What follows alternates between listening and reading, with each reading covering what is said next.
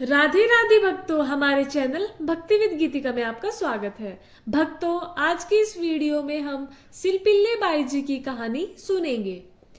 हम जब भक्त नामावली का गायन करते हैं तो उसमें शिल्पिल्ले बाई जी का स्मरण आता है। सुत विष दियो पूजी शिल्पिल्ले भक्ति रसीली पाई।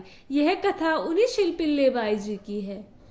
एक थी राजकुमारी और एक थी जमींदार की पुत्री। दोनों में मित्रता थी। एक दिन राजा के यहाँ भगवत प्रेमी महात्मा आए। राजा स्वयं संत सेवी थे।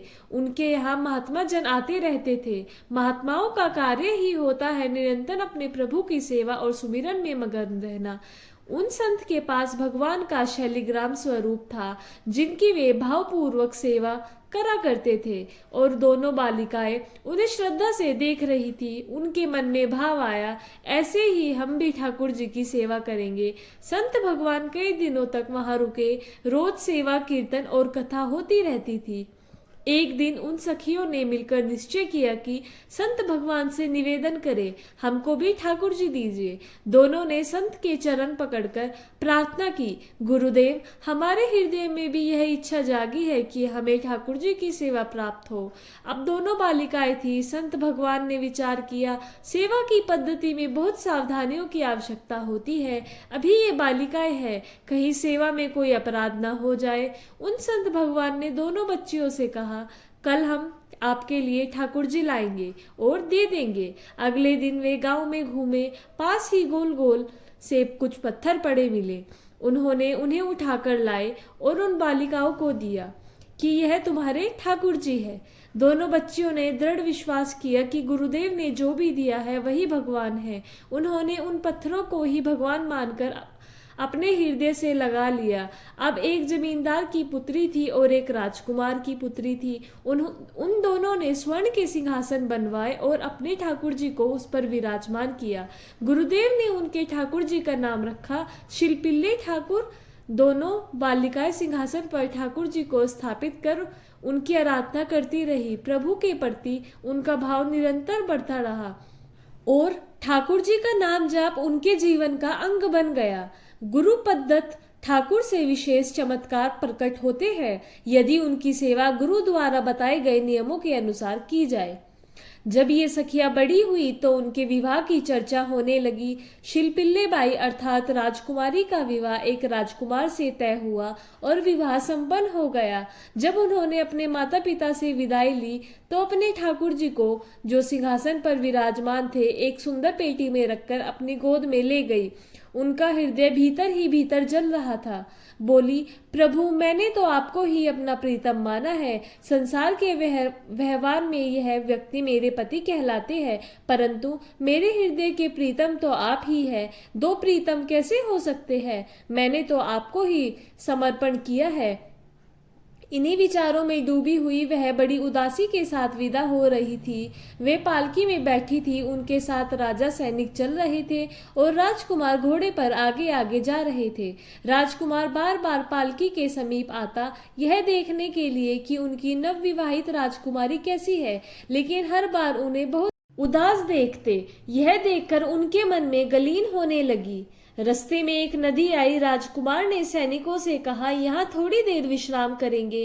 राजकुमारी की पालकी यहीं रखी जाए और आप सब कुछ दूरी पर खड़े रहे।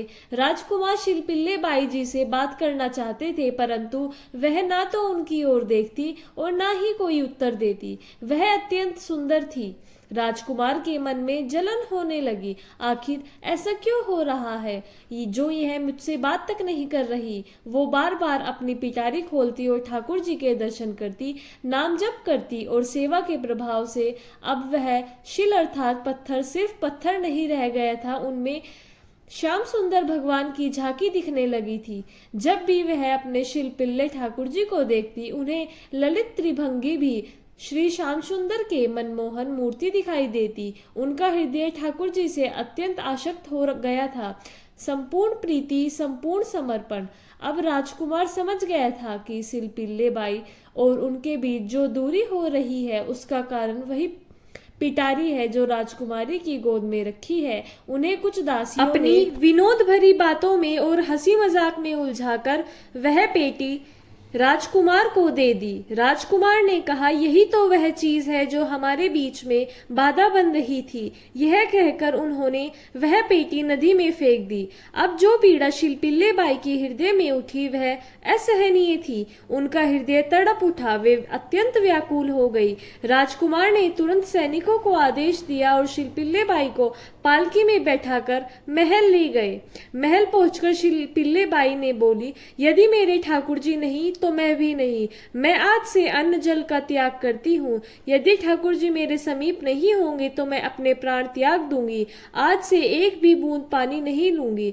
और कैसे लूं? मैंने तो हर निवाला अपने ठाकुर जी को भोग लगाकर ही ग्रहण किया है और अब मेरे ठाकुर जी को नदी में फेंक दिया है। यह मेरे लिए असहनीय है। अब राजकुमार भयभीत हो गया। पूरा महल इस विषाद से भर गया कि यदि नवीन राजकुमारी ने प्राण त्याग दिए तो लोक समाज क्या कहेगा। सब यही कहेंगे कि नई राजकुमारी ससुराल गई और वहां के लोगों ने ऐसा निर्दय व्यवहार किया कि उन्होंने अपने प्राण त्याग दिए। राजकुमार गलनी से भरा हुआ था। वह शिलपिल्ले बाई के सामने घुटने पर आ गया और बोला, मैं आपको दुखी नहीं करना चाहता था, लेकिन मैं आपको छोड़ भी नहीं सकता। कृपया आप ही कोई उपाय बताएं जिससे आप मुस्कुरा दे और प्रसन्न हो जाए। शिलपिल्ले बाई ने शांत किंतु दृढ़ स्वर में कहा, हम अपने ठाकुर जी के बिना जीवित नहीं रह सकते। यदि आप हमें जीवित देखना चाहते हैं तो हमारे ठाकुर जी को वापस लाकर दीजिए।